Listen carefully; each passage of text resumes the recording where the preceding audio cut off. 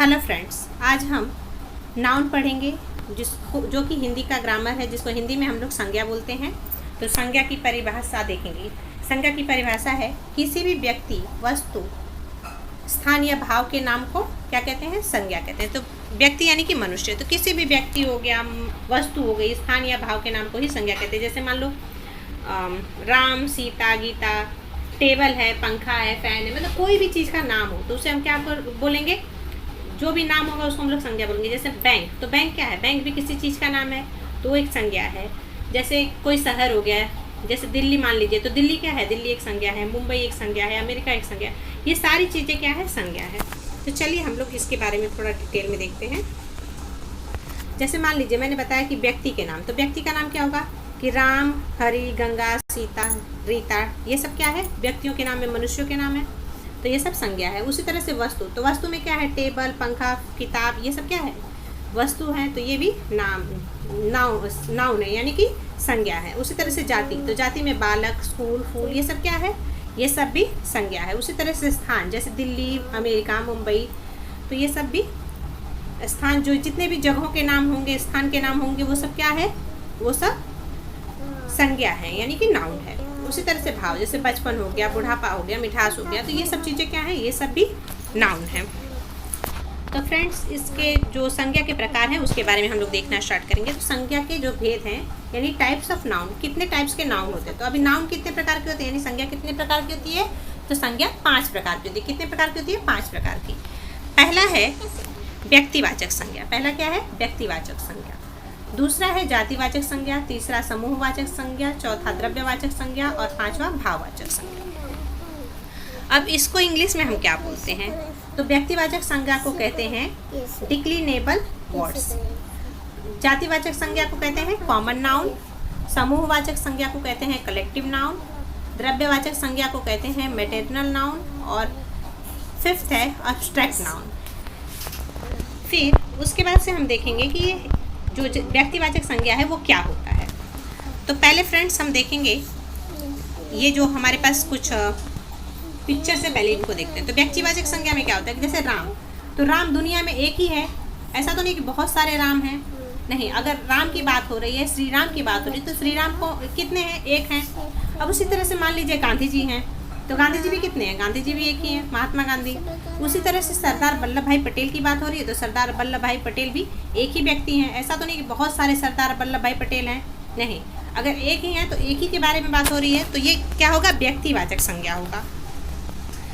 जैसे मान लीजिए कि यहाँ पर उसका हम उसकी परिभाषा देखते हैं व्यक्तिवाचक संज्ञा की। जिस शब्द से किसी एक ही व्यक्ति यानी एक ही मनुष्य की बात हो रही है, स्थान अथवा वस्तु का बोध हो, उन्हें व्यक्तिवाचक संज्ञा कहते हैं। यानी व्यक्तिवाचक संज्ञा में क्या होता है कि सिर्फ एक ही व्यक्ति के बारे में या सिर्फ एक ही जगह के बारे में या एक ही चीज़ के बारे में बात होती है, तो वो क्या होती है? व्यक्तिवाचक संज्ञा होती है। मान लीजिए अगर मैं अमेरिका की बात करती हूँ, तो अमेरिका कितना है? अमेरिका से दुनिया में एक ही है, तो वो क्या है?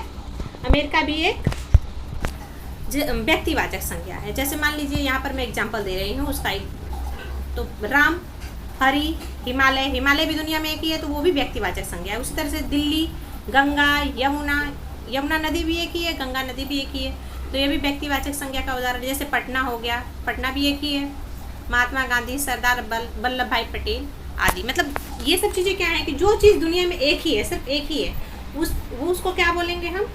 व्यक्तिवाचक संज्ञा। जैसे मान लीजिए सूरज है, तो ऐसा तो नहीं है कि दुनिया में बहुत सारे सूरज हैं, नहीं, दुनिया में सिर्फ एक ही सूरज है, तो वो कैसा है? व्यक्तिवाचक सूरज। सूरज कैसा है? व्यक्तिवाचक है।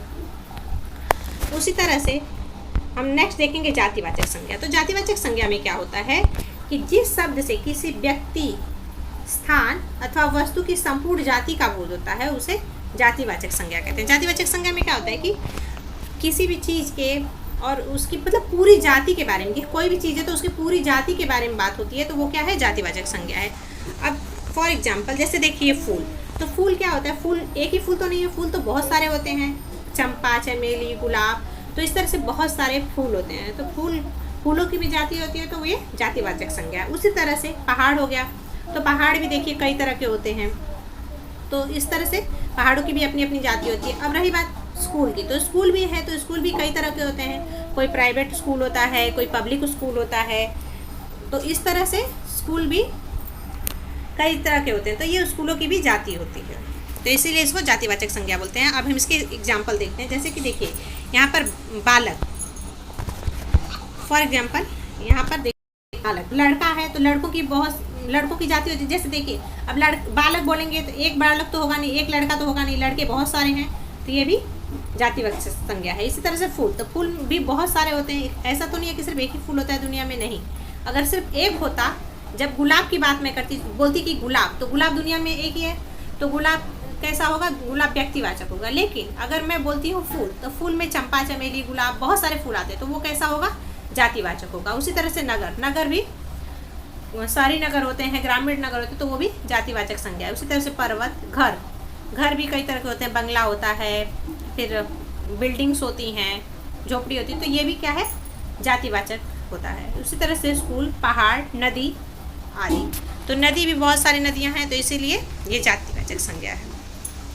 अब नेक्स्ट है समूहवाचक संज्ञा। समूहवाचक संज्ञा में क्या होता है कि जिस शब्द से किसी वस्तु के समूह यानी कि पूरे के पूरे झुंड का बोध होता है, उसे हम क्या कहते हैं, समूहवाचक संज्ञा कहते हैं। अब जैसे मान लीजिए यहाँ पर सैनिक हैं, तो सैनिक अगर हम बोलते हैं कि सेना बोलते हैं, तो सेना किसी एक व्यक्ति के होने से तो सेना नहीं बन जाएगी, सेना में बहुत सारे लोग रहेंगे तभी तो सेना बनेगी।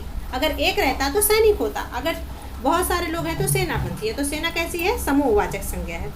अब इसी तरह से अंगूर है, तो अंगूर कैसा है, अंगूर अगर एक अंगूर है, सिर्फ एक अंगूर है, तो वो कैसा होगा, व्यक्तिवाचक होगा। लेकिन यहाँ पे अंगूर का पूरा गुच्छा है, तो गुच्छा कैसा होता है, गुच्छा में बहुत सारे अंगूर होते हैं, तो इसी तरह से ये क्या होगा, समूहवाचक संज्ञा होगा। अब यहाँ पर आप लोग देख रहे हैं कि झुंड है, किसका झुंड है, शेरों का झुंड है, तो इसमें क्या है कि बहुत सारे शेर हैं, झुंड में बहुत सारे शेर होते हैं, तो झुंड भी क्या है, झुंड भी एक समूहवाचक संज्ञा है। अब चलिए हम इसके समूहवाचक संज्ञा के कुछ एग्जाम्पल देखते हैं। जैसे कि देखिए मैंने आप लोगों को बताया कि सेना, तो सेना में बहुत सारे लोग होते हैं। ऐसे सभा, जब सभा लगती है तो सभा एक व्यक्ति के आने से तो सभा नहीं बन जाती, बहुत सारे लोग जब इकट्ठा होते तभी सभा बनती है, तो सभा भी क्या है, समूहवाचक संज्ञा है। गुच्छा में बहुत सारे अंगूर होते हैं या बहुत सारी चीज़ें होती हैं, तो गुच्छा भी क्या है, फूलों का गुच्छा भी है, तो एक फूल से तो नहीं होता, बहुत सारे लगते हैं, तो ये भी समूहवाचक संज्ञा है। उसी तरह से वर्ग, अमीर वर्ग, गरीब वर्ग, बहुत सारे वर्ग के लोग होते हैं, तो वो भी क्या है, समूहवाचक। उसी से दल, मेला में भी एक जन नहीं आते, बहुत सारे लोग आते हैं, तो मेला भी कैसा है, समूहवाचक। उसी तरह से झुंड, जैसे कि मैंने आप लोगों को यहाँ पे बताया कि बहुत सारे लोगों का झुंड होता है, तो ये सब क्या है, समूहवाचक संज्ञा है। अब द्रव्यवाचक संज्ञा में क्या होता है कि जिस शब्द से किसी द्रव्य का बोध होता है या नापी तौली जाने वाली वस्तु का बोध होता है, उसे द्रव्यवाचक संज्ञा कहते हैं। तो द्रव्यवाचक संज्ञा में क्या होता है कि जिस चीज़ को हम लोग कोई द्रव्य हो यानी कोई चीज़ हो और उसको नापी तौली जा सके, जैसे कि मान लीजिए कपड़ा हो गया, तो कपड़ा को हम लोग तो नापते हैं कि नहीं नापते हैं, मीटर से नापते हैं ना। उसी तरह से अब मान लीजिए अनाज हो गया, तो अनाज को तौलते हैं, सोना चांदी ये सब चीज़ों को तौलते हैं। अब दूध है, तो दूध है, तेल है, पानी है, तो इसको हम लोग क्या करते हैं, लीटर से नापते हैं। तो ये नापी तौली जाने वाली जो चीज़ें हैं वो क्या है, द्रव्यवाचक संज्ञा है। अब चलिए हम लोग कुछ इससे रिलेटेड कुछ एग्जाम्पल देखते हैं। जैसे कि कपड़ा है, तो कपड़ा को भी हम लोग नापते हैं। अब दूध है, दूध को भी मापा जाता है। उसी तरह से अनाज जो है, अनाज को भी हम लोग मापते हैं, तौलते हैं अनाज को। अब एग्जाम्पल देख लेते हैं, जैसे कपड़ा हो गया, अनाज हो गया, तेल, दूध, कोयला, पानी, ये सब क्या है, मापी जाने वाली चीज़ें हैं। पानी है तो पानी को भी हम लोग लीटर में माप सकते हैं, तो ये सब मापी जाने वाली चीज़ें, जो मापी तौली जाने वाली चीज़ें होंगी उसको द्रव्यवाचक संज्ञा बोलेंगे। अब देखेंगे भाववाचक संज्ञा। जिस शब्द से किसी वस्तु यानी पदार्थ की अवस्था, गुण, दोष, धर्म आदि का बोध होता है, उसे भाववाचक संज्ञा कहते हैं। तो इसमें क्या होता है कि जिस वस्तु की अवस्था के बारे में पता चलता है कि मतलब वो कैसा है, जैसे बूढ़ा है, जवान है, बच्चा है, खुश है, दुखी है, तो ये सब क्या है, ये सब भाव हैं। खुश होना हमारा क्या है, भाव है, हम खुश होते हैं तभी तो ये हमारा भावना ही है ना, हमारी जब भावना होती है तभी हम खुश होते हैं। ऐसा तो नहीं कि हम जब दुखी होते तो वो हमारे दुख होने का भाव है। तो ये हमारे जो भाव होते हैं ये भी क्या होते हैं, ये एक संज्ञा होती है। तो चलिए देखते हैं, अगर हम खुश होते हैं, हैप्पी होते हैं, तो वो क्या होता है, वो भी हमारी एक क्या है, भाववाचक संज्ञा है। अब बुढ़ापा कैसा है, बुढ़ापा भी एक भाववाचक संज्ञा है। उसी तरह से बचपन भी क्या है, बचपन भी एक भाववाचक संज्ञा है। अब एग्जाम्पल देखते हैं, देखिए यहाँ पर बचपन, बुढ़ापा, मिठास। मिठास कैसे? मिठास जो होती है, मिठास होती है, तो मिठास भी एक भाव है। जब हम लोगों ने उसको चखा तो हमको पता चला कि ये मीठा है। अगर वो खट्टा होता तो हम लोग बोलते हैं कि खटास, तो खटास भी एक भाववाचक संज्ञा है। उसी तरह शीतलता, जब हमको ठंडी लगती है, हम उसको महसूस करते हैं तो हम बोलते हैं कि हमें शीतलता लग रही है, यानी कि ये क्या है? एक भाववाचक संज्ञा है। उसी तरह से प्रसन्नता यानी हैप्पीनेस आदि, ये सब क्या है? ये सब भाववाचक संज्ञा है। तो फ्रेंड्स, हमने देखा कि संज्ञा के कितने भेद हैं? संज्ञा के 5 भेद हैं। पहला व्यक्तिवाचक संज्ञा। तो व्यक्तिवाचक संज्ञा में किसी एक व्यक्ति के बारे में ही या एक ही चीज़ के बारे में, एक जगह के बारे में बात होती है, तो जो कि दुनिया में सिर्फ एक है। तो जब एक होगा तो वो कैसा होगा? व्यक्तिवाचक संज्ञा होगा। इसी तरह से नेक्स्ट है जातिवाचक संज्ञा। तो जातिवाचक संज्ञा में क्या होता है कि पूरी की पूरी जाति के बारे में बात होती है। जैसे मान लीजिए अगर हम घर के बारे में बात करें तो पूरे के पूरी दुनिया में जितने घर हैं सबके बारे में बात करें, चाहे वो बिल्डिंग हो, झोपड़ी हो या फिर महल हो, हर एक तरह के, कई तरह के घरों के बारे में बात करेंगे तो वो क्या होगा? वो होगा जातिवाचक संज्ञा, यानी उसकी पूरी की पूरी जाति के बारे में बात हो रही है।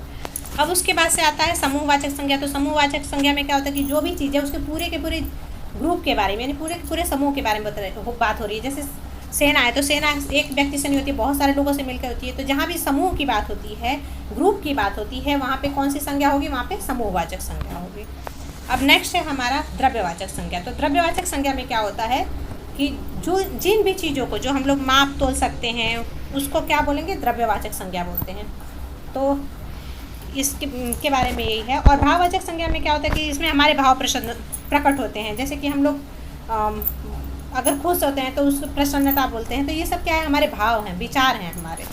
तो ये क्या है? भाववाचक संज्ञा है। तो फ्रेंड्स, मैं आशा करती हूँ कि आप लोगों को ये वीडियो पसंद आई होगी। अगर पसंद आई हो तो इसे लाइक कीजिए।